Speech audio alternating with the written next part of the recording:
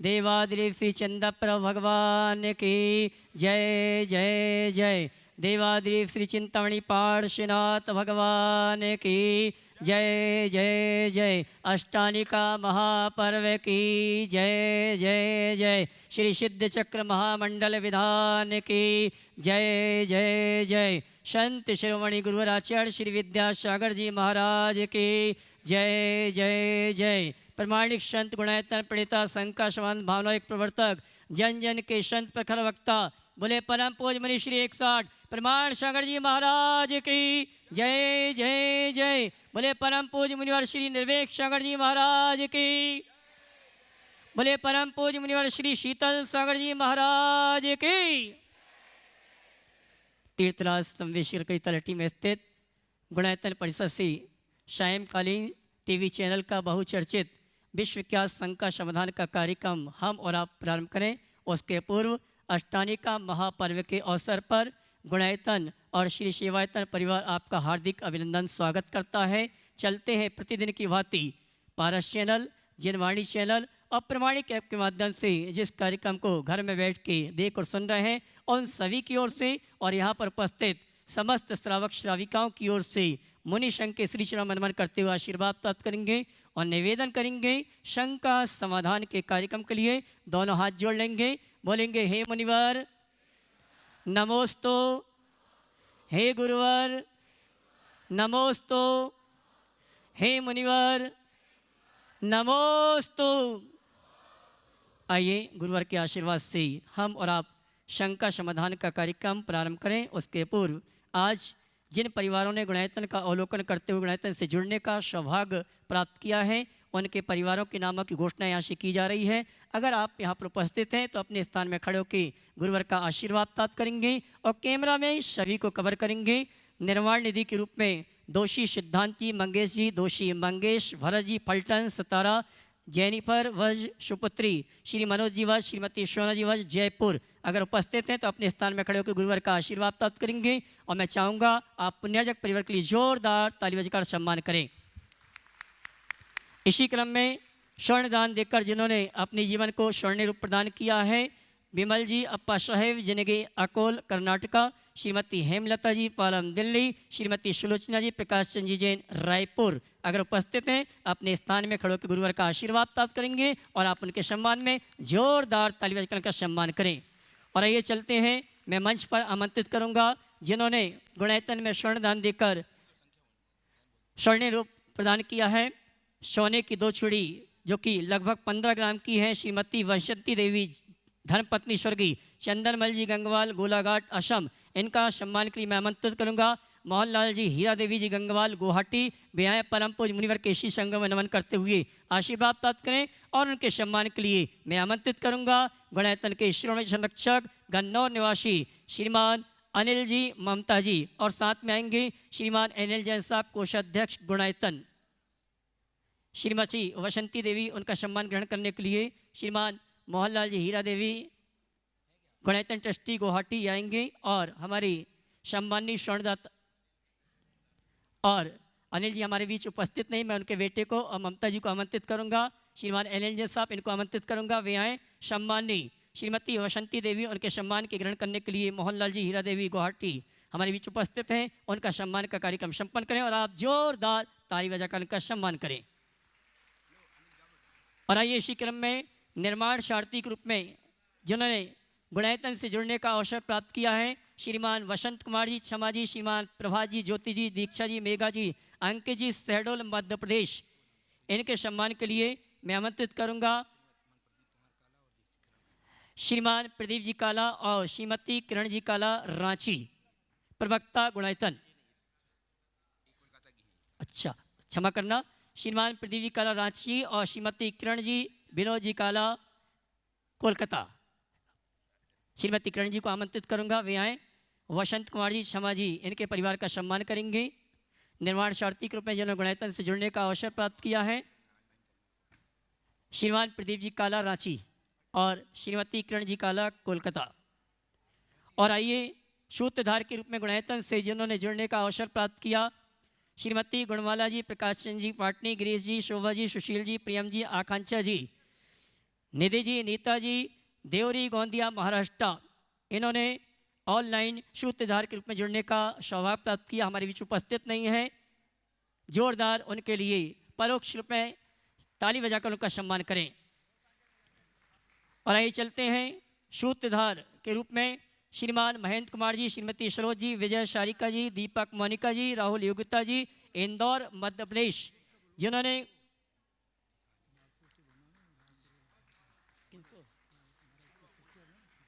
बुलाने आएंगे सम्मान क्या, श्रीमान महेंद्र जी, श्रीमती सरोज जी, विजय शारिका जी, दीपक मोनिका जी, राहुल योगिता जी, इंदौर मध्य प्रदेश, सूत्रधार के रूप में गुणायतन से जुड़ने का सौभाग्य प्राप्त किया है। और इनके सम्मान के लिए मैं आमंत्रित करूंगा हमारे इस महाअनुष्ठान के मुख्य पुण्याजक, शिरोमणि संरक्षक, मंडल पुण्याजक श्रीमान अतुल जी, शीतल जी लाधानी, वक्षरा गुजरात। आइए श्रीमान महेंद्र कुमार जी का सम्मान का कार्यक्रम संपन्न करेंगे। और इसी क्रम में जिन्होंने आज अपने जन्मदिन को सार्थक किया है, NC जैन साहब कार्याध्यक्ष, उनकी बहन, सेवायतन में गुणायतन ट्रस्टी के रूप में जिन्होंने जुड़ने का अवसर प्राप्त किया, श्रीमती गुणमाला जी, पुत्री दामाद बेंगलोर से, शिल्पी दिवाकर जी, यति रीति जैन। और इनके सम्मान के लिए मैं आमंत्रित करूंगा हमारे गुणायतन परिवार से श्रीमती सुशीला जी पाटनी और श्रीमती चंद्रकला जी पाटनी, रांची किशनगढ़, ये आएंगे। श्रीमती गुणमाला जी, पुत्री दामाद बेंगलोर से, शिल्पी दिवाकर जी, यति रीति जैन, जो कि NC जैन साहब कार्यरत, उनकी बहन जी हैं। आज इन्होंने अपने जन्मदिन को सार्थक किया है और सेवायतन के ट्रस्टी बनने का सौभाग्य प्राप्त किया है। श्रीमती सुशीला जी पाटनी और श्रीमती चंद्रकला जी पाटनी आएंगी सम्मानी। श्रीमती गुणमाला जी का सम्मान का कार्यक्रम संपन्न करेंगे जी। और आइए इसी क्रम में आज हमारे बीच में वो परिवार उपस्थित हैं जिस परिवार की बहू और साथ में सास एक साथ आरिका, श्रीमान NC जैन साहब को आमंत्रित करूंगा बहन गुणमाला जी के साथ गुणायतन परिवार की ओर से जो सम्मान किया जा रहा है उसको ग्रहण करने के लिए मैं चाहूंगा आप जोरदार ताली बजाकर का सम्मान करें। और आइए आपकी तालियों का सम्मान चाहूंगा उस बहू और उस सासू के लिए जो 9 दिसंबर को आरिका दीक्षा और छुल्लिका दीक्षा ले रही हैं, रांची निवासी श्रीमती मधु जी और उनकी सासू जी श्रीमती बिमला जी हमारे बीच उपस्थित हैं। मैं सम्मान से आमंत्रित करूंगा, मुनिवर के श्री चरण में नमन करते आशीर्वाद प्राप्त करेंगी। और उनके सम्मान के लिए आमंत्रित करूंगा बहन शकुन दीदी सागर और चंद्रकला जी पाटनी, रांची, ये आएंगे। श्रीमती मधु जी जो कि आरिका दीक्षा ले रही हैं और इनकी सासू जी श्रीमती बिमला जी छुल्लिका दीक्षा ले रही हैं। 9 दिसंबर को इनकी सोनागिर सिद्ध क्षेत्र में दीक्षा होने वाली है। ऐसे इस परिवार की बहू और सासू जी का जोरदार ताली बजाइए आप अच्छे से।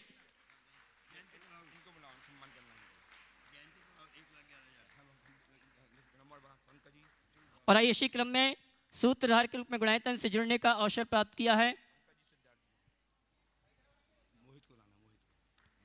हाँ जी, सूत्रधार के रूप में गुणायतन से जुड़ने का अवसर प्राप्त किया है श्रीमान पंकज जी गाजियाबाद, सिद्धार्थ जी गाजियाबाद।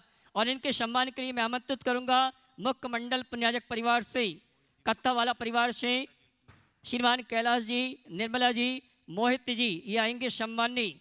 गाजियाबाद सूत्रधार परिवार का सम्मान का कार्यक्रम संपन्न करेंगे। आइए कत्था वाला परिवार से जो भी यहाँ पर उपस्थित हैं वे आएंगे। वे आए सम्मानी हमारे गाजियाबाद निवासी श्रीमान पंकज जी सिद्धार्थ जी सूत्रधार के रूप में गुणायतन से जुड़ने का अवसर सौभाग्य प्राप्त किया है। उनका सम्मान का कार्यक्रम संपन्न करें। आइए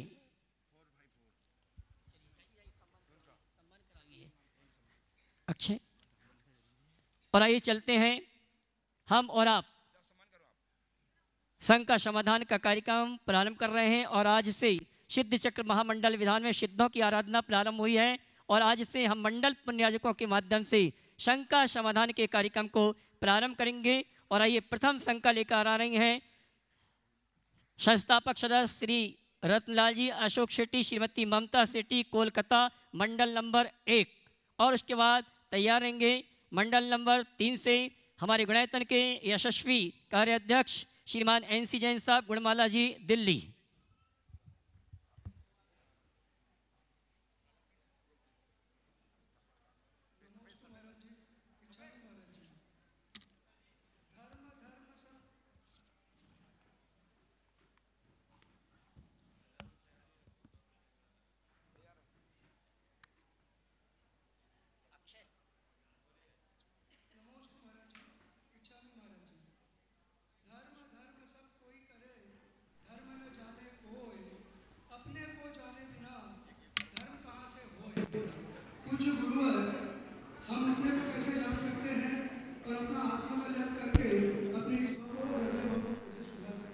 ओ देखो, अपने जानने का मतलब अपने आँख को अपनी आँख से देखना।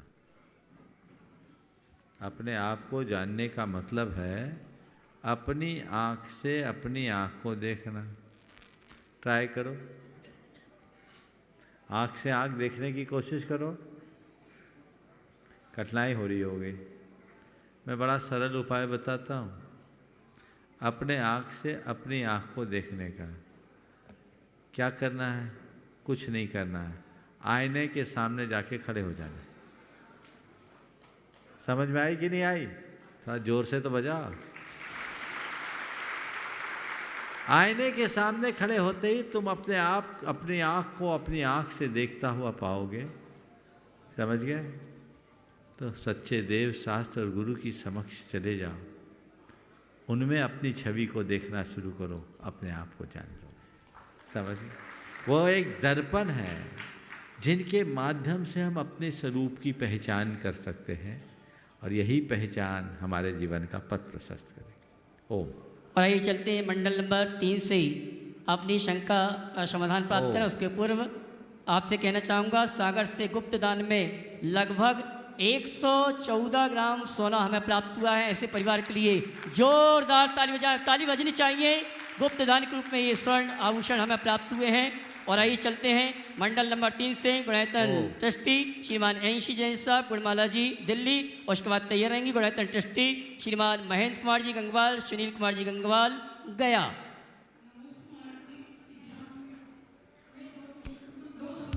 एक की अनुमति है, पूछो।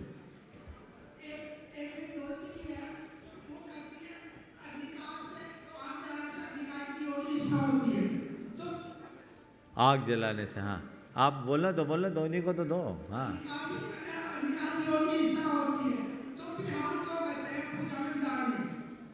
बिल्कुल ठीक बोल रही है। आग जलाने से अग्नि काय की हिंसा होती है, फिर तो पानी गर्म करने में भी हिंसा होती है। पानी क्यों गर्म करते हैं?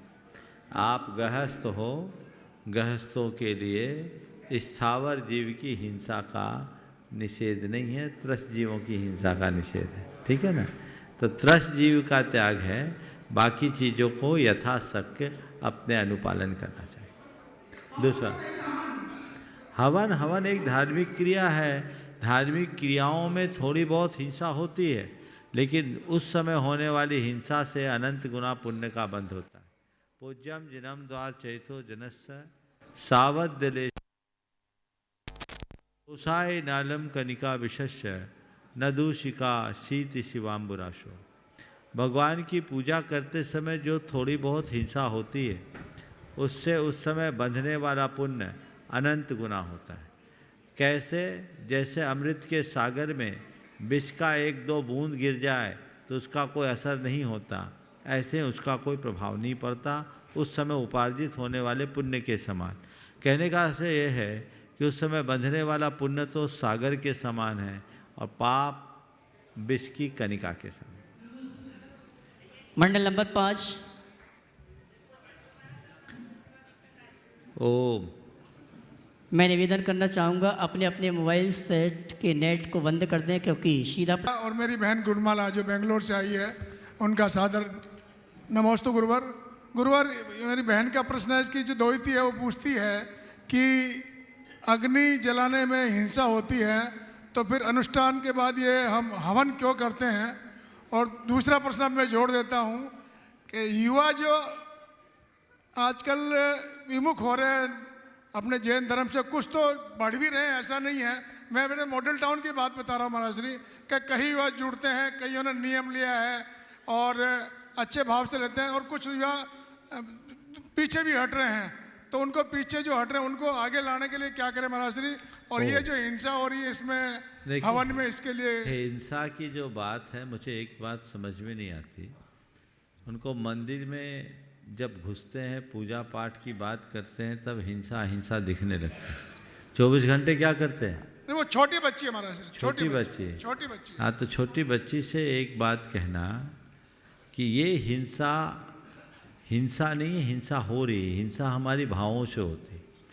हम जब पूजा पाठ आदि धार्मिक क्रियाएं करते हैं, तो धार्मिक क्रियाओं को करने में जो पुण्य अर्जित होता है वो अमृत के सागर के समान, और उस समय होने वाला जो पाप है वो जहर के बूंद के समान।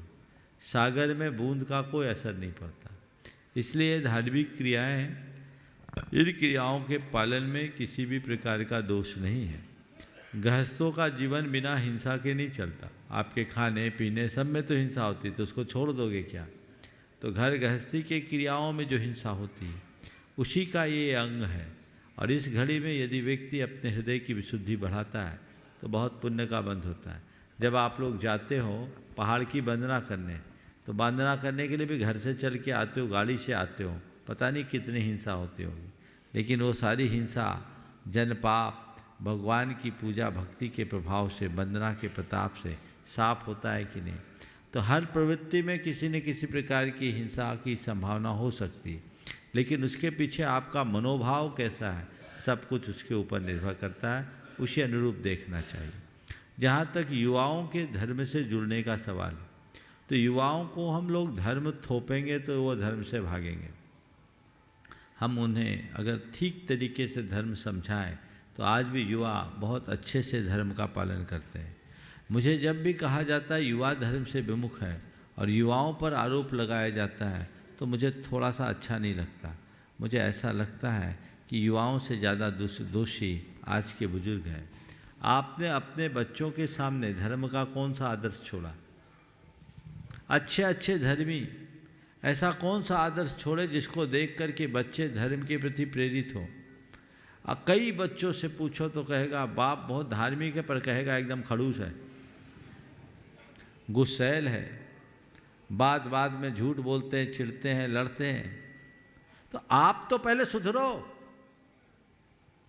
उच्च आदर्श उपस्थित करो। बच्चों के सामने ऐसा आदर्श उपस्थित करो कि मेरे पिता मेरी माँ धर्मात्मा हैं, तो वो धर्म को आत्मा में बसाए हुए हैं और उनके जैसा जीवन इस संसार में किसी का नहीं है, मुझे वैसा जीवन जीना है। कितने माँ बाप हैं जिनको ये सौभाग्य प्राप्त है कि उनके बच्चे कहें कि अगले जन्म में आप ही हमारे माँ बाप बनो? शायद बिरले होंगे।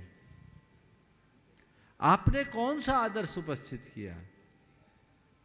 मैं यहीं शिखर जी में था, एक परिवार आया था, आपके दिल्ली का ही था। परिवार के लोगों ने कहा, उनमें एक युवा था, बाहर से पढ़कर आया था, बोले महाराज जी इससे कहिए थोड़ा धर्म करे।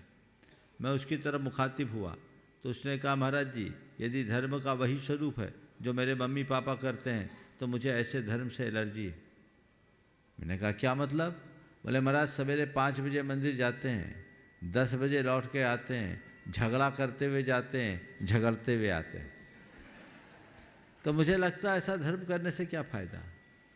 तो आपने कौन सा मॉडल प्रस्तुत किया है, आपका आदर्श क्या है, आपको ये भी देखने की ज़रूरत है। इसलिए मेरा अनुभव ये बताता है कि युवाओं को अगर ठीक तरीके से धर्म समझाया जाए तो वो धर्म से जुड़ते नहीं, धर्म को बहुत ही व्यवहारिक तरीके से अपनाते हैं। वो केवल रिचुअल पर विश्वास नहीं करते, उनको ऐसा मोटिवेशन चाहिए जिससे उसको लगे कि ये धर्म मेरे जीवन का एक कोई हिस्सा बन सकता है, इसका मुझे कोई प्रत्यक्ष लाभ मिल रहा है, ये हमें दिखाना होगा। तो हम लोग धर्म के नाम पर कुछ आग्रह पर थोप देते हैं, बेटा मंदिर जाओ, रात में भोजन मत करो, माला फेरो, ये करो वो ना करो। निश्चित धार्मिक व्यक्ति को ये सब चीज़ें करना चाहिए, पर इस प्रकार के आग्रहों और निर्देशों का नाम मात्र धर्म नहीं है। धर्म तो हमारे आचरण और व्यवहार की विशुद्धि का नाम है, विचारों की पवित्रता का नाम है, जिसे हमें सिखाना चाहिए। और यदि हम वो सिखाएंगे तभी हम इस अर्थ में सफल हो। हमारा से एक क्वेश्चन पूछ सकता हूँ? अभी नहीं, लास्ट राउंड में। गुणायतन पहले ट्रस्टी 13 हो जान दो, 1 के 2 तो हो गए ऐसे। चलो। गुणायतन ट्रस्टी श्री महेंद्र कुमार जी, सुनील कुमार जी गंगवाल गया। उसके बाद अगले मंडल से तैयार रहेंगे गुणायतन ट्रस्टी, गुणायतन के उपाध्यक्ष महोदय श्रीमती पुष्पाबाई परिवार से अरविंद राजा जी जबलपुर। नमस्ते महाराज जी और इच्छा हमारी। महाराज जी मैं एक जिज्ञासा है, एक बार आपने कहा था जो रात में चारों प्रकार का त्याग करता है उसको 15 दिन को पास हो तो उसका फल मिलता है, परंतु जो महाव्रती और व्रती हैं और श्रावक हैं जो होल लाइफ में एक ही बार हार पानी लेते हैं उनको क्या फल मिलेगा या और इसीलिए तो 24 घंटा उनकी निर्जरा चलती रहती, प्रति समय असंख्यात गुण श्रेणी निर्जरा होती है। इसलिए तुम्हारे पास माल होगा, हम लोग तो माला माल हैं, समझ गए। जितने तुम कपड़े वाले बैठे हो, तुम लोग माल वाले हो सकते हो, पर हम लोग माला माल हैं, हमारा जीवन निहाल है। परम पूज्य गुरुदेव के पास सुमेर चंद जी दिवाकर, जिन्होंने चारी चक्रवर्ती लिखा, पंडित सुमेर चंद दिवाकर गए और उन्होंने एक माला दिखाते हुए कहा कि गुरुदेव, ये शांति सागर जी महाराज ने हमें माला दी थी। शांति सागर महाराज ने हमें माला दी, गुरुदेव ने कहा आपको माला दी, हमें माला माल कर दिया, क्योंकि रत्नत्रय की निधि है। तो इस विशुद्धि के प्रताप से कर्म की थोक निर्जरा होती। ओम। हमारी आगे। व्रति को क्या फल मिलेगा? व्रति को भी प्रति समय संख्यात गुणी निर्जरा होते। गुणायतन ट्रस्टी, गुणायतन के उपाध्यक्ष महोदय श्री अरविंद जी राजा जबलपुर, उसके बाद तैयार रहेंगे। अगले मंडल से गुणायतन ट्रस्टी श्रीमान चैन सुख जी, अशोक जी, हेमा जी, ऋषभ जी, आदित्य वर्जात्ता, कोलकाता। श्री प्रमाण सागर महाराज जी को मेरा सत सत बंदन और शुल्लक महाराज जी को इच्छामी। महाराज श्री, मेरी बहुत दिनों से ये भावना थी कि मैं सिद्ध चक्र विधान और उद्यापन आपके सानिध्य में करूं, और आज ये मेरी भावना पूर्ण हो गई। मैं ये जानना चाहती हूँ, क्या ये उद्यापन माना जाएगा? मुझे 10 साल हो गए अष्टांग का करते हुए। बिल्कुल बिल्कुल, बहुत ठाट बाट का उद्यापन माना जाएगा। और जो लोग करते आ रहे हैं वो चाहे भैया जी से संपर्क कर ले, अपना उद्यापन इसको कर सकते हैं। नमोस्तु महाराज श्री। अगले मंडल से गुणायतन ट्रस्टी श्रीमान चैन सुख जी, अशोक जी, हेमा जी, ऋषभ जी, आदित्य जी, वर्जात्ता, कोलकाता। उसके बाद तैयार रहेंगे गुणायतन के स्तंभ श्रीमान विकास जी, प्रीति शेट्टी, डीमापुर। नमोस्तु महाराज जी, इच्छा में महाराज जी।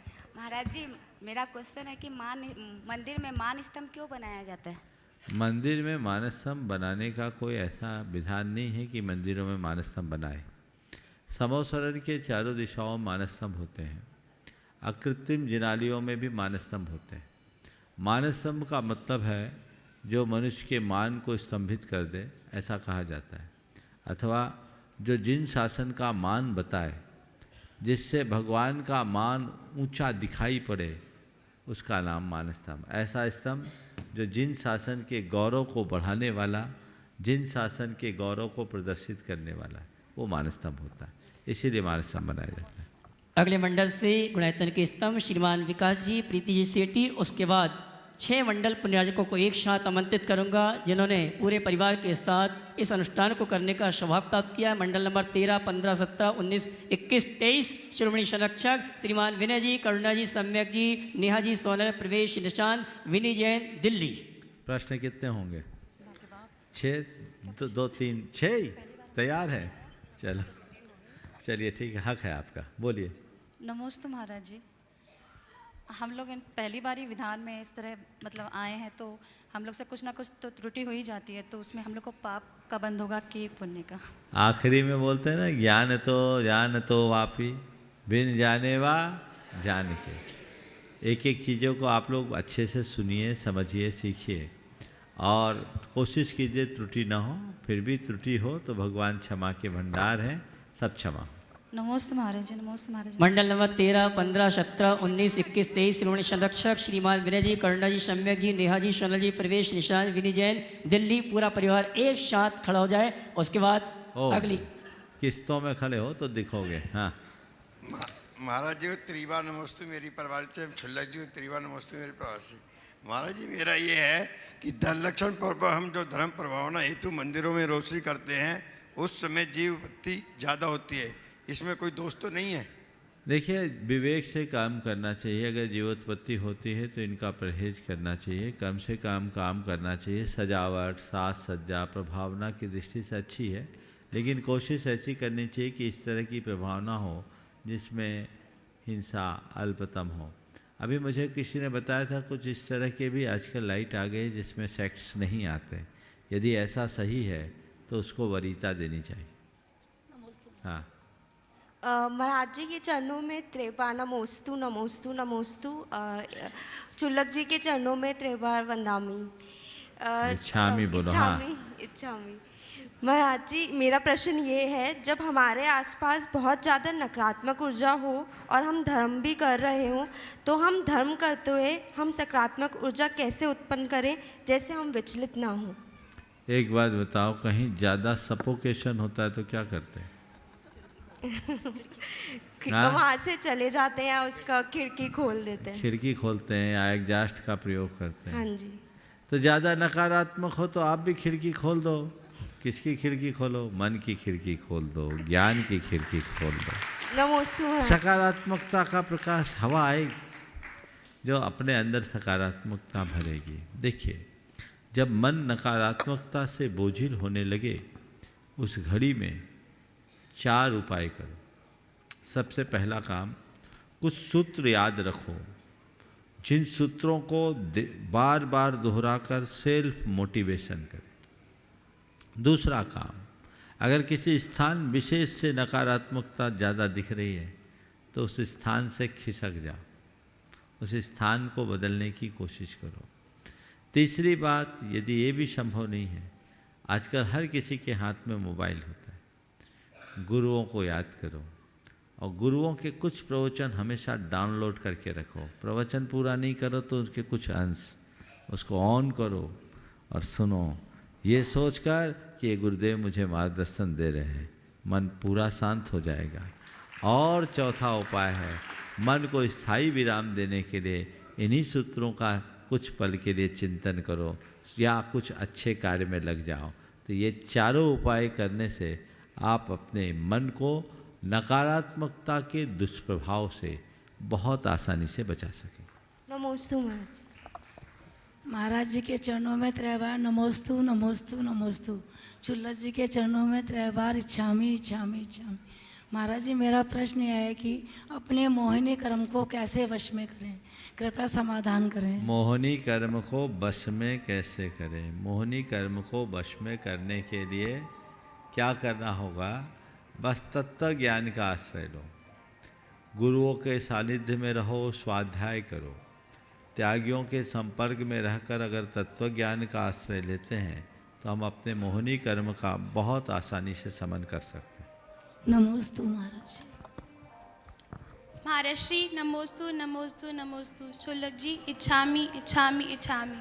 मैं जैन त्रिपाल हाउस परिवार की तरफ से आपसे ये पूछना चाहती हूँ कि शोले की शुद्धि की परिभाषा क्या है? अगर लोग शोले की शुद्धि, हाँ, अगर वो शोले के कपड़ों में चाय पी रहे हैं तो क्या वो शुद्ध रहे या नहीं? देखिए, शोले का तो हमारे यहाँ जो परंपरागत विधान है वो बड़ा वैज्ञानिक है। आजकल आप लोग देखते हैं, कोरोना के टाइम में तो सब सीख ही लिए हैं कि किस तरीके से इनका दुष्प्रभाव होता है और उसका परिणाम क्या होता है। आज कोई सर्जरी करनी होती है डॉक्टर को तो वो भी वो स्टेलाइज्ड कपड़े पहनता है और उन कपड़ों से जिस किसी को छूता छाता नहीं। इसलिए शोले का पूरा पालन करना चाहिए। शोला की जो प्रक्रिया है वो केवल क्रिया नहीं, एक बहुत अच्छा विधान है जो हमें परंपरागत रूप से प्राप्त हुआ, जो हमारे शारीरिक स्वास्थ्य के लिए भी अनुकूल है और हम हिंसा से हमें बचा सकता है। आपने जो पूछा है कि चाय पीने के बाद क्या शोला रहेगा,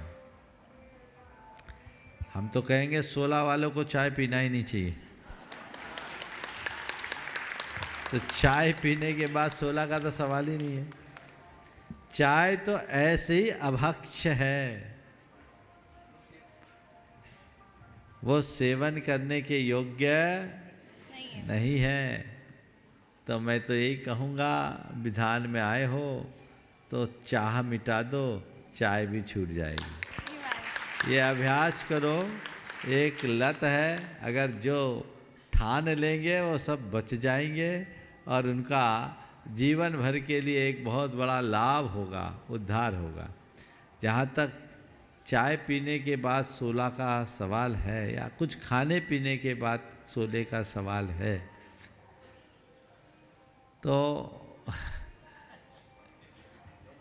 दोनों तरह की मान्यताएं हैं। उत्तम यही है कि जब आप सोले में रहें तो कुछ भी ना खाए पिए।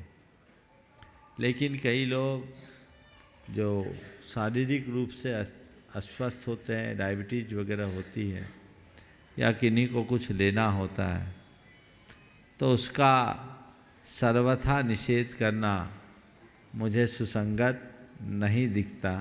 लेकिन अपने विवेक का परिचय तो देना ही चाहिए। कायदे से 16 में हैं तो हमें कुछ भी खाना पीना नहीं चाहिए। नमोस्तु महाराज जी और शुल्लक जी, इच्छामी। मैं डॉक्टर निशा जैन दिल्ली से हूँ और पहली बार ऐसी जगह पर आ रही हूँ। बचपन से हम लोग लहसुन, प्याज और बैंगन इत्यादि नहीं खाते हैं। पूरी दुनिया भी घूमे और मुझे इस सवाल का जवाब अपने लोगों को जो और डॉक्टर्स हैं देना बहुत मुश्किल है कि हम क्यों नहीं खाते। मुझे आज तक कोई सटीक जवाब नहीं मिला। लहसुन प्याज के संबंध में देखिए, भारत के सभी जो मूल धार्मिक परंपराएं हैं वहाँ लहसुन प्याज नहीं खाने की परंपरा है। लहसुन और प्याज ये दोनों मादक होते हैं, इनसे हमारा प्रमाद बढ़ता है। और जैन धर्म के अनुसार ये जमी कंद है। जमी कंद में अनंत कायिक होते हैं। अनंत कायिक यानी इनके आश्रित अनंत अनंत जीव होते हैं। हम अन्य वनस्पतियों की तुलना में यदि किसी भी प्रकार के जमी कंद का प्रयोग करते हैं तो उसमें ज़्यादा सूक्ष्म जीव होते हैं, अधिक संख्या में होते हैं। इसे हमारे यहाँ कहा गया अल्प फल बहुविघात, लाभ थोड़ा विघात ज़्यादा, सुई के एक नोक बराबर। बल्कि हमारे शास्त्रीय भाषा में कहें, इस अंगुल के असंख्यातवें भाग में अनंत अनंत जीव होते हैं। सभी प्रकार के जमी कंदों में रूढ़ लहसुन, प्याज और आलू मात्र रह गया। लेकिन जैन धर्म के अनुसार सब प्रकार के जमी कंदों का त्याग करना चाहिए। और ये तो वैज्ञानिक रूप से भी सिद्ध है कि ये लहसुन और प्याज खासकर हमारे मन के प्रमाद को बढ़ाने वाले हैं और ये बड़े उद्दीपक भी हैं, जिससे हमारे विचारों में उत्तेजना प्रकट होती है। इसलिए इसे सात्विक पुरुषों के द्वारा ग्रहण करने के अयोग्य बताया। इन्हीं दो वजहों से लहसुन प्याज का परहेज सबको करना चाहिए। अन्य धार्मिक मान्यताओं में जो लहसुन और प्याज की उत्पत्ति की कथा है, मैं उसकी बात आप सबसे करना नहीं चाहता। लेकिन ये जो बात हिंसा से बचने के लिए और प्रमाद से बचने के लिए हमें इनका परित्याग करना चाहिए। नमोस्तु महाराज। और इस प्रश्न के पश्चात मंडल नंबर 25 से तैयार रहेंगे सूत्रधार सुरेश कुमार जी, टीकमगढ़। ये इनका 6वां प्रश्न बाकी है।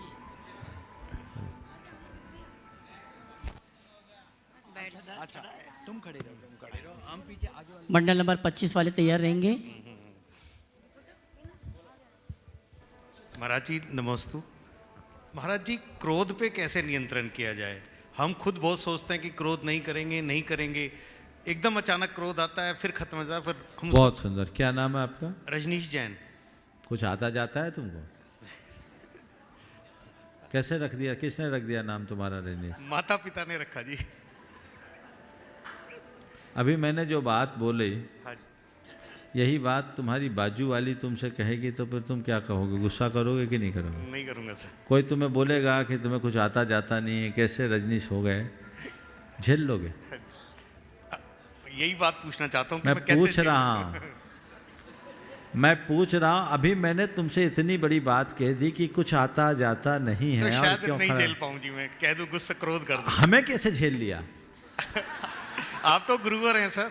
बस यही तो हम कहलवाना चाहते हैं। तो हमें आपने गुरु माना तो मेरे वचनों को जो सामान्य रूप से सहन करने के भी योग्य नहीं थे, हालांकि मैंने आपको सीख देने के लिए बोला, मैं आपको आघात पहुंचाना बिल्कुल नहीं चाहता, लेकिन मैंने जो आपसे कहा आपने मुस्कुराते हुए सह लिया।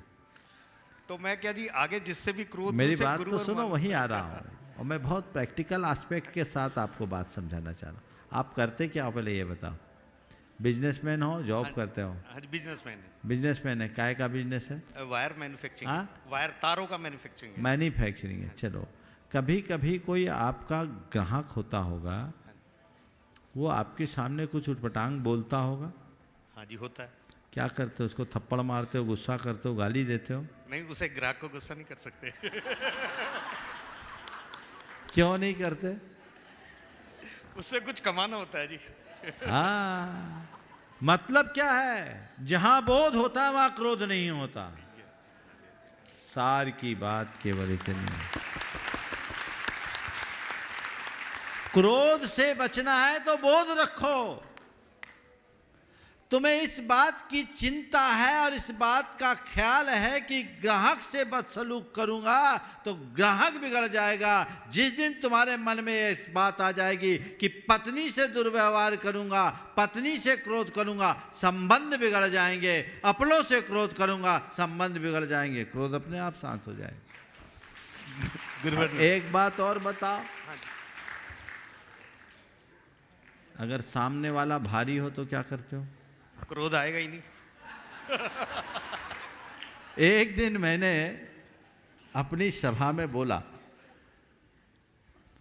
कि मान लो तुम्हें सब्जी परोसी जाए और उसमें मिर्च ज्यादा हो तो क्या करोगे? कुछ चुपचाप खा लोगे या कोई प्रतिक्रिया करोगे? एक ने कहा चुपचाप खा लूंगा, एक ने कहा, रतलाम की बात है, एक ने कहा चुपचाप खा लूंगा। मैंने कहा बड़ी समता है। उसके बाजू वाले ने कहा महाराज समता को छोड़िए, इसकी खैरियत इसी में। नहीं तो वो भी गई। तो मतलब क्या है? लोग ये कहते हैं कि हमसे क्रोध का नियंत्रण नहीं, दरअसल वो क्रोध को नियंत्रित करना चाहते नहीं। जहां आप चाहते हो वहां नियंत्रण होता है। एक रोज एक व्यक्ति मेरे कमरे के बाहर ये वीडियोकॉन वाले कस्टमर केयर वाले को बहुत उटपटांग बोल रहा था, बहुत उटपटांग बोल रहा था। शब्द मेरे कानों में आ रहे थे। दरअसल पारस चैनल का प्रसारण उसने बंद कर दिया था कुछ समय के लिए, और वो व्यक्ति इतनी एक प्रकार के अपशब्दों की बौछार लगा रहा था और हैंड फ्री था। 3-4 लोगों के सामने वो बता रहा था और वो सर अत्यंत विनम्रता से। हमने कहा बताओ, इतना तो कोई मुझे सुनाए तो शायद, लेकिन चुपचाप सुन रहा है। कस्टमर केयर में बैठने वाले कितनी गालियां सुनते हैं, लेकिन फिर भी गुस्सा नहीं करते हैं, क्योंकि उनको ट्रेनिंग ऐसी है। उनका काम ग्राहक को संतुष्ट रखना है। उन्हें पता है सब चीज़ें रिकॉर्डिंग में डली है। यदि कहीं मेरी शिकायत गई तो सर्विस ही चले जाएगी। जिस दिन तुम्हें ये पता रहेगा अगर कहीं कुछ गड़बड़ हुआ, मेरा भाव बिगड़ जाएगा, क्रोध अपने आप शांत हो जाएगा। नमस्ते महाराज जी, नमस्ते। मंडल नंबर 25 से सूत्रधार सुरेश कुमार जी टीकमगढ़ और गुणायतन द्वारा आयोजित विधान में भोजन व्यवस्था में जिनका सहयोग प्राप्त हो रहा है, श्री डब्बू जी काशीलवाल, अन्नू जी अजमेरा, राकेश जी गया, श्री गोल्डी जी रीवा और चंदन जी व्यवहारी एक साथ खड़े होकर अगले प्रश्न के लिए। दुई मिनी राज्यों की चरणों में बारंबार नमोस्तु, छुल्लक जी के चरणों में इच्छामि। महाराज श्री, कई बार आपने बताया इस महान अष्टांग का पर्व पर पूरा देव लोग खाली हो जाता है। फिर से बोलो। कई बार महाराज श्री आपने बताया है कि नंदीसर जो अष्टांग का पर्व में देवलोक जाते हैं तो पूरा स्वर्गलोक खाली हो जाता है। तो पर मंदिर से दीप वहाँ जाके दिन रात पूजा अर्चना करते हैं। प्रश्न हमारा है कि नंदी से दीप में भगवान के दर्शन करने से सम्यक की प्राप्ति होती है, फिर सभी देवों को सम्यक हो जाना चाहिए, फिर ऐसा वहाँ के देवों कोई मिथ्यात्व ही नहीं रहेगा। तो बहुत सुंदर। देखिए, देवों की बहुत अच्छा सवाल आपने किया। देवों के जीवन यात्रा की शुरुआत भगवान के अभिषेक पूजन से होती, लेकिन कोई ज़रूरी नहीं कि आप अभिषेक पूजन करें तो सम्यक दर्शन हो। वह उनकी मनस्थिति पर निर्भर करता है, क्योंकि जो सम्यक दृष्टि जीव है वो तो बीतराग भगवान को अपने लिए शरण मानकर उनकी पूजा अर्चा करते हैं। लेकिन जितने भी मिथ्या दृष्टि देव होते हैं वे अन्य देवताओं के कहने पर कुल देवता मान करके पूजा करते हैं, और जब कुल देवता मान करके पूजा करते हैं तो उनकी पूजा अधूरी रह जाती, उस पूजा का उनको वांछित फल नहीं मिलता। देवों में जिन बिंब दर्शन सम्यक दर्शन का कारण नहीं है, जिन महिमा दर्शन सम्यक दर्शन का कारण है। तो वो अन्य देवों से प्रेरित होकर के करते हैं, भगवान के समोसरण आदि में आते हैं, भगवान की महिमा देख करके उनको भले सम्यक दर्शन हो जाए, जिन बिंब के दर्शन से नहीं हो। ओम। ठीक है। नमो श्रीमान डब्बू जी काशीवाल, अन्नू जी अजमेरा, राजेश जी गया, चंदन जी बिहारी, गोल्डी जी रीवा, उगड़ायतन ट्रस्टी, साथ में प्रमोद जी, कक्का जी शास्त्री कटनी, ये सभी एक साथ एक प्रश्न के लिए, उसके बाद तैयार रहेंगे हमारे सोनल जी शास्त्री। 2 मंडल इसके बाद। हाँ पहले ये। जी जी बोलिए।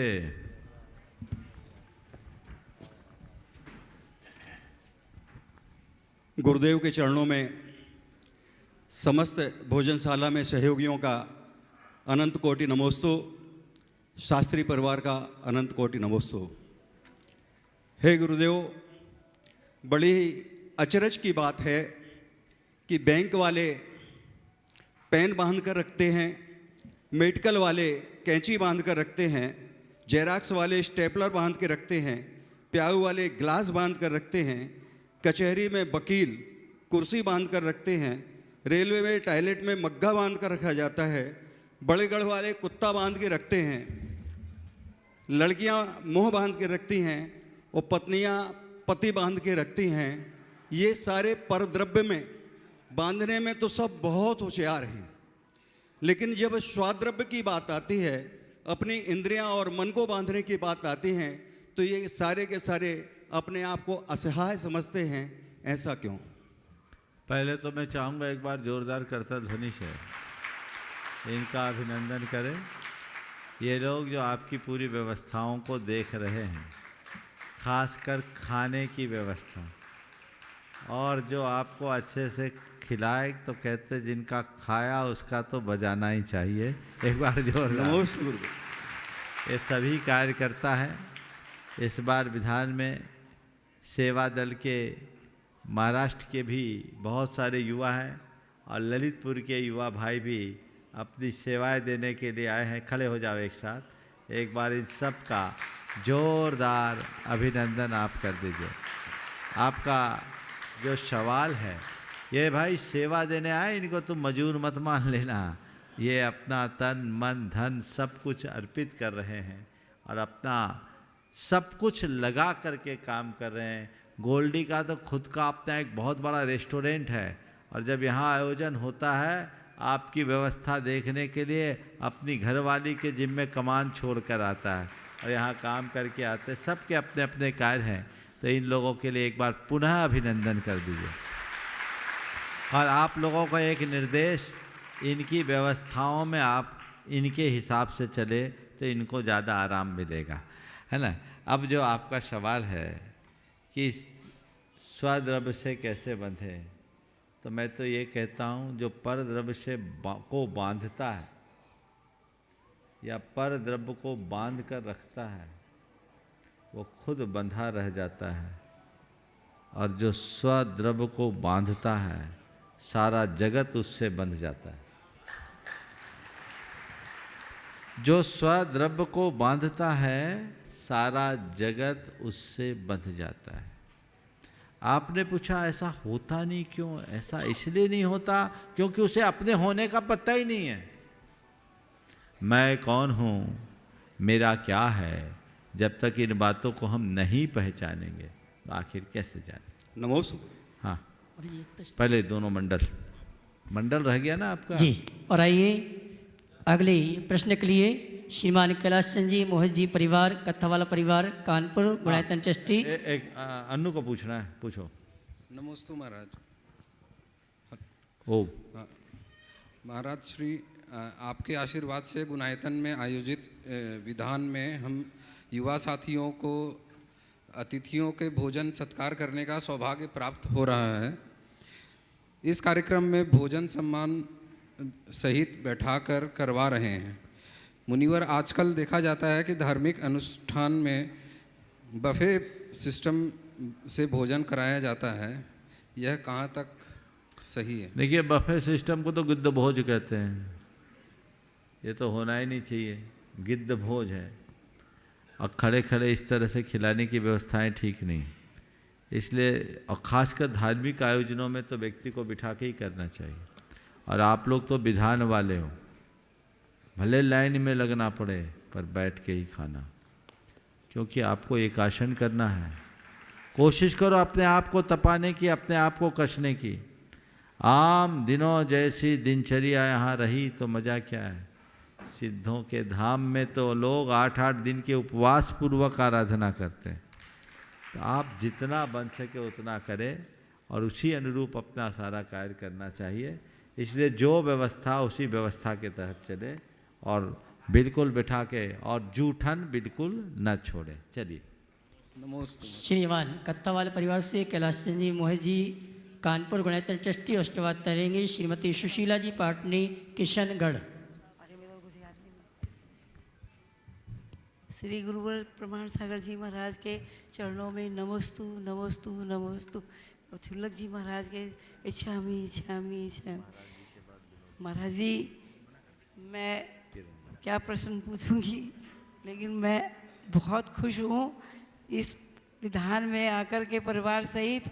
मुझे ये बताओ, मेरे कौन से कर्मों का कर्म कटेगा जो कि मैं पूरे परिवार सहित यहाँ पर आकर के विधान करने की इच्छा बहुत दिन से लेके बैठी थी। हाँ, पहले तो एक बार जोरदार करतल ध्वनि से इस परिवार का अभिनंदन कर दें। इन्होंने अपनी 50वीं वर्षगांठ को यहाँ पर आकर इस रूप में मनाने का भाव जगाया।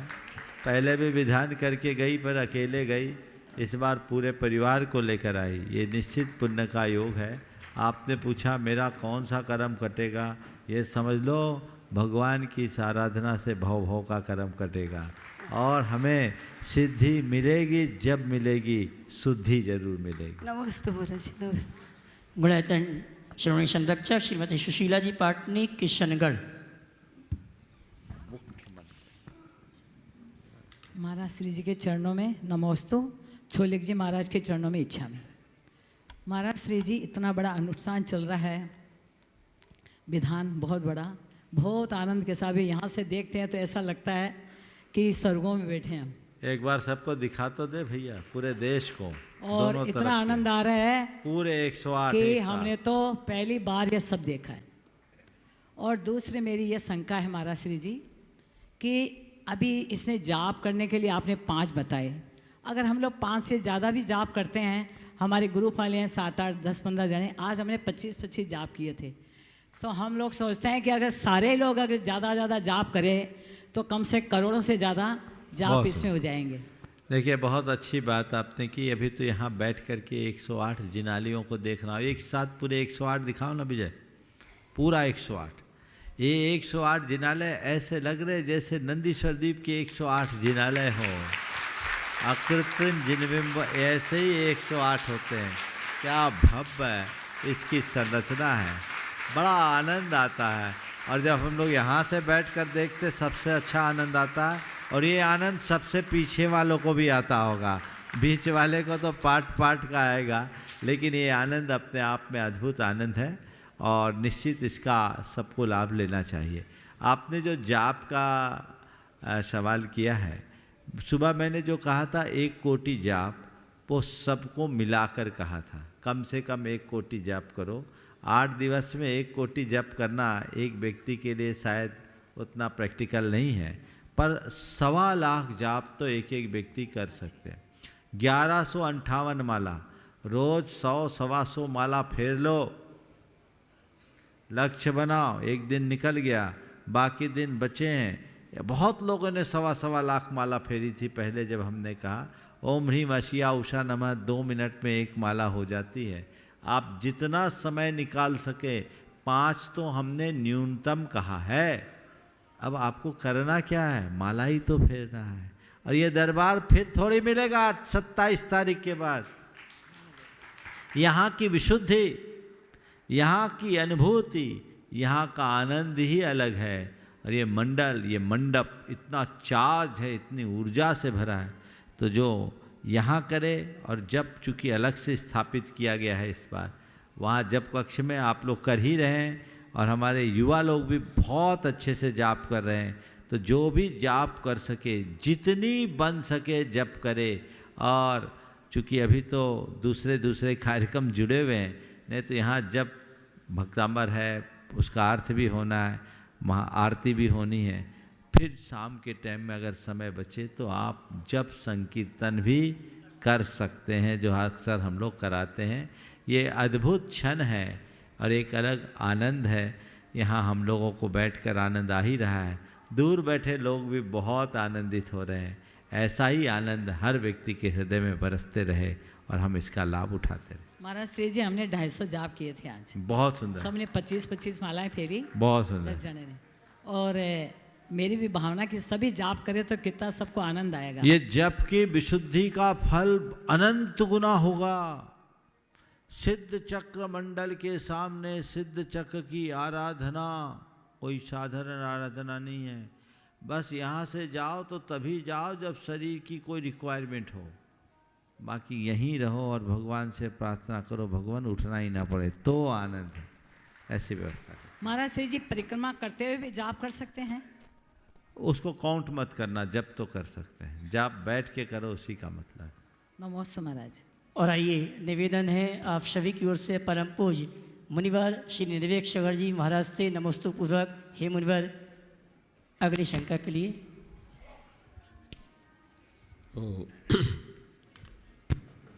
मुनिश्री को नमोस्तु करते हुए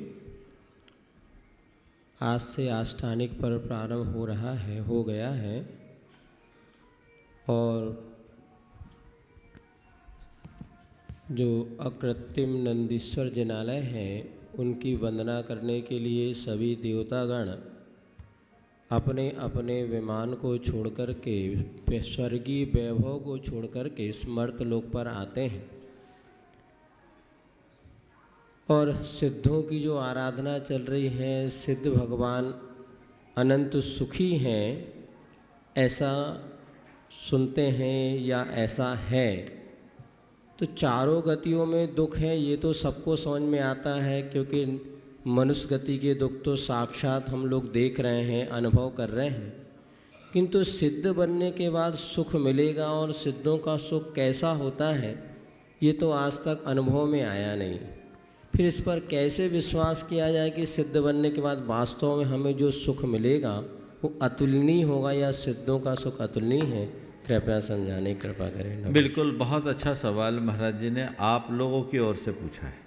महाराज को इसमें कोई संशय नहीं है, नहीं तो कहोगे महाराज मुनि बन गए उनको सिद्धों के सुख का ही विश्वास नहीं। ये सवाल महाराज ने अपने लिए नहीं पूछा, ये आप लोगों के लिए पूछा है और आप में से बहुतों के मन में ऐसा सवाल उठता होगा। मैं आपको एक अनुभव की बात करता हूँ जिससे आपको पता लगेगा कि मुक्ति का सुख कैसा होगा। कोई व्यक्ति किसी चीज़ का एडिक्ट होता है, मान लीजिए गुटखा खाने का आदी है। बहुत सारे बैठे होंगे यहाँ, हो सकता है एक आध ऐसे भी पुण्यात्मा होंगे जो गुटखा दबा के ही पूजा करते होंगे, हो सकता है। चाय वाले तो बहुत सारे हो सकता है वो उसके आदि कि उसके बिना एक पल नहीं रह सकते। लेकिन उस व्यक्ति से पूछो जिसने गुटखा छोड़ दिया और उससे एक सवाल करो, ये बताओ गुटखा खाने का सुख ज़्यादा था कि गुटखा से मुक्त होने का सुख ज़्यादा था? अपने आप तुलनात्मक रूप से उसका उत्तर होगा। ऐसा कोई व्यक्ति है जो पहले कभी गुटखा खाता था और छोड़ दिया? हाँ, देखो प्रदीप भाई के पास माइक ले जाओ, तो ले जाओ माइक जल्दी से, अपना एक्सपीरियंस 30 सेकंड में सुनाओ। हाँ, वो आ रहा है।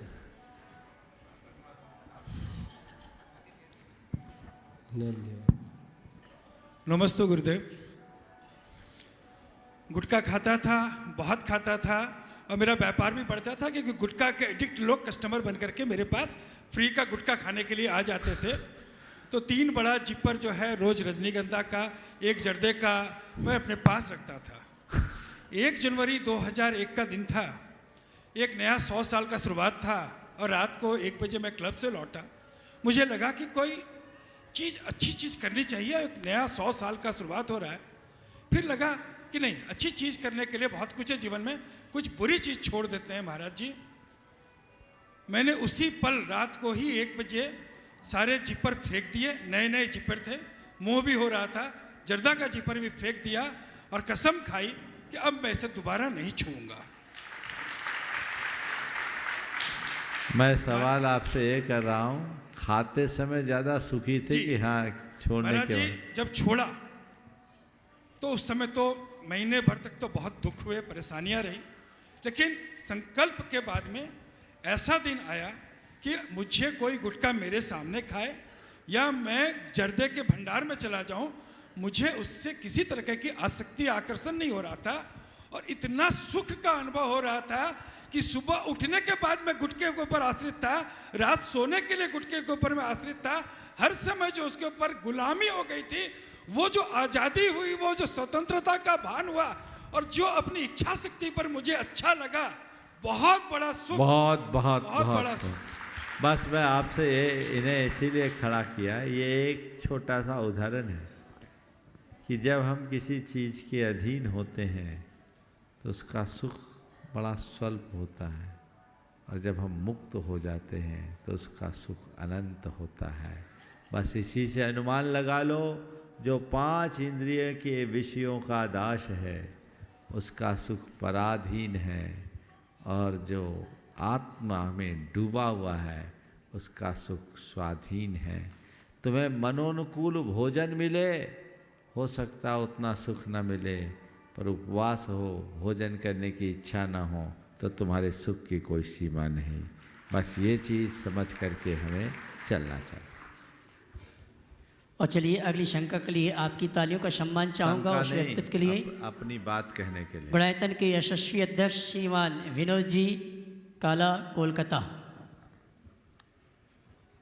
महाराज जी पहले किरण ने कुछ पूछना था। हाँ।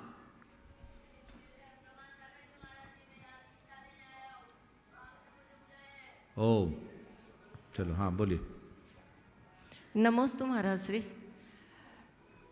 जैसा कि हमने आगम में पढ़ा या तत्वा सूत्र में आगम में पढ़ा कि तपसा निर्जरा, तो हम लोग जो भी ये धार्मिक अनुष्ठान वगैरह करते हैं, सिद्धि चक्र मंडल विधान हो या कोई धार्मिक पूजा हो या और कोई विधान हो, तो वो क्या तप की श्रेणी में आते हैं या हमारी पूजा पाठ में ही आ जाते हैं? ये बताइए, सवेरे से 5-5 घंटे बैठते हैं, आपके लिए तपस्या से कम है क्या? एक आसन कर रहे हैं, कई लोग उपवास कर रहे हैं, उसमें भी कई तरह के रसों का त्याग करके भोजन ले रही है, आपकी तपस्या ही है। और आप जितना तपोगे आपकी कर्म निर्जरा उतनी अधिक होगी। इसलिए सभी को तपने का भाव रखना। हाँ, शरीर को साधते हुए, पर शरीर का स्वभाव बड़ा बिगड़ैल है, समझ गए? इसलिए धीरे धीरे मोड़ो तो शरीर अपने आप सज जाएगा और जीवन अच्छा होगा। नमस्ते महाराज। आइए एक बार जयकारा ले ही लेते हैं। बोलिए संत शिरोमणि आचार्य श्री विद्यासागर जी महाराज की।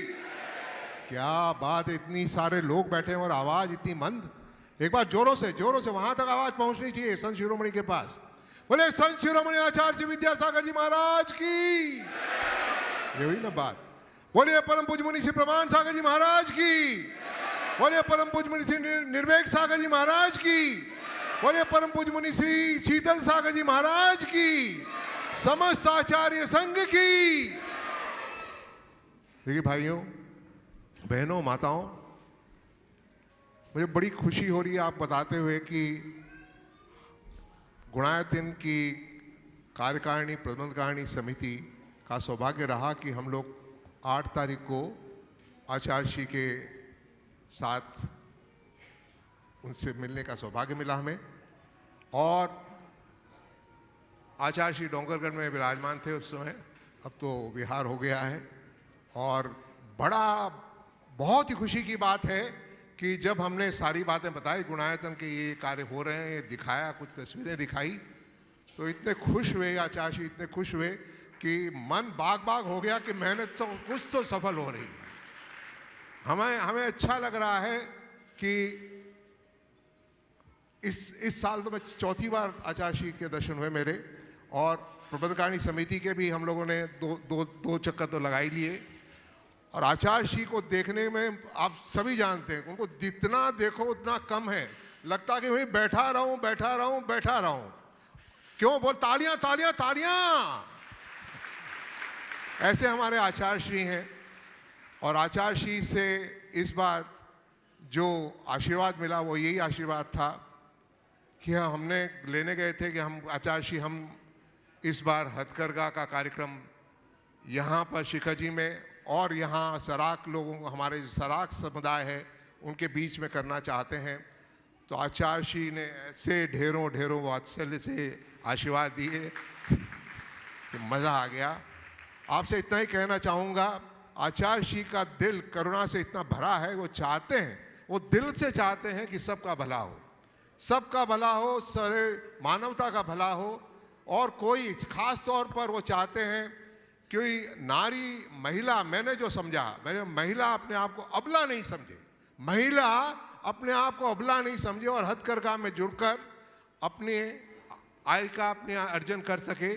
और ये बहुत बड़ी बात है, बहुत बड़ी बात है। और मैं देखा कि डोंगरगढ़ में कुछ महिलाएं ऐसी थी जो महीने के 25-30 हज़ार रुपये अर्जन कर रही थी, कमा रही थी, अपने परिवार को चला रही थी।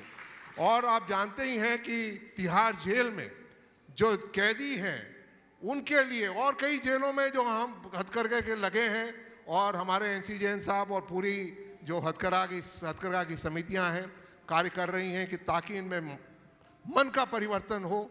ऐसा कार्यक्रम हो रहा है, इससे हम सबको जुड़ना है। और काम बहुत छोटा है पर बहुत बड़ा है। महाराज श्री का तो हमें आशीर्वाद ये मिला है कि 1 लाख मीटर, अभी कुछ नहीं, कुछ नहीं महाराज। अच्छा मैं नहीं बोलता, आगे हाँ महाराज श्री का पूरा आशीर्वाद मिला है, हम लोग आगे बढ़ रहे हैं। आपको सबको जुड़ना है और जुड़ने के लिए आगे कैसे बताएंगे, बातें बताएंगे आपसे। तो आपसे इतना ही कहना है, आइए हम सब मिलकर आचार्य श्री के मार्गदर्शन पर चलें और वहाँ पहुँचे जहाँ हम चाहते हैं सारी मानवता का भला हो। हम धन्यवाद धन्यवाद धन्यवाद। Thank you thank you thank you everybody for all your cooperation and support. एक बार विनोद जी के लिए जोरदार करतल ध्वनि कर दीजिए। अभी अभी गुरुदेव के पास आए, इस बार कुछ ज़्यादा आशीर्वाद लिया है, इसलिए उनका उत्साह कुछ ज़्यादा दिख रहा है ना।